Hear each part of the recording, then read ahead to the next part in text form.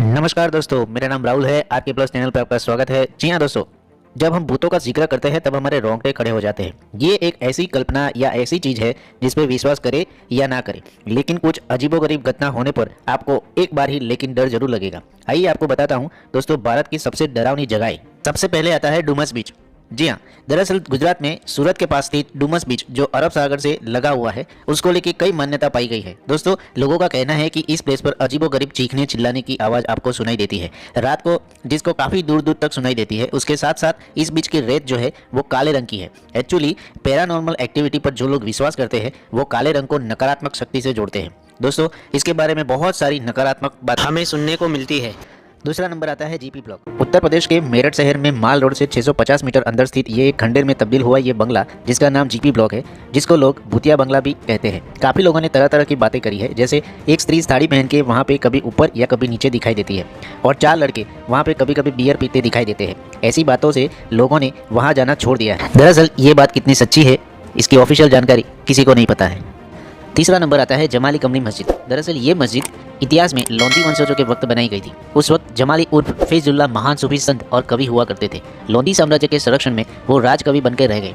ये मस्जिद संत कमाली की मृत्यु बाद बनाई थी, जो 1528 से 1529 में बनवाया गया था। ये मस्जिद अपनी नक्शी सौंदर्य काम से बहुत ही प्रसिद्ध है, लेकिन कुछ लेखों के अनुसार यहाँ की जगह को भूतिया जगह कहा जाता है। जमाली कमली मस्जिद को भूतिया जगह कहते हैं। वहाँ पे कुछ लोगों को डरावनी आवाज़ें और डरावनी परछाई दिखाई देती है। हालांकि ये निश्चित तौर पर तय नहीं है और उसके अधिकारियों ने भी ये सुनिश्चित किया नहीं है। नंबर आता है शनिवारवाड़ा। शनिवारवाड़ा जो महाराष्ट्र के पुणे जिले में स्थित एक किला है, जिसका निर्माण 18वीं सदी यानी कि 1732 में किया था। यह मराठा पेशवा की गद्दी थी। दरअसल मराठा साम्राज्य में बाजीराव पेशवा जो छत्रपति शिवाजी के शाह प्रधान थे, उन्होंने इनका निर्माण किया था। दरअसल इस महल की नींव शनिवार को दिन रखी गई थी, इसलिए इसका नाम शनिवारवाड़ा रखा है। करीबन 85 साल तक पेशवा के साम्राज्य में था, लेकिन 1818 में उस पर अंग्रेजों ने अधिकार जमा दिया। कहा जाता है कि इस महल में 30 अगस्त 1773 की रात 18 वर्षीय नारायण राव की षड्यंत्र से हत्या की गई थी, जो मराठा साम्राज्य के 9वें पेशवा थे।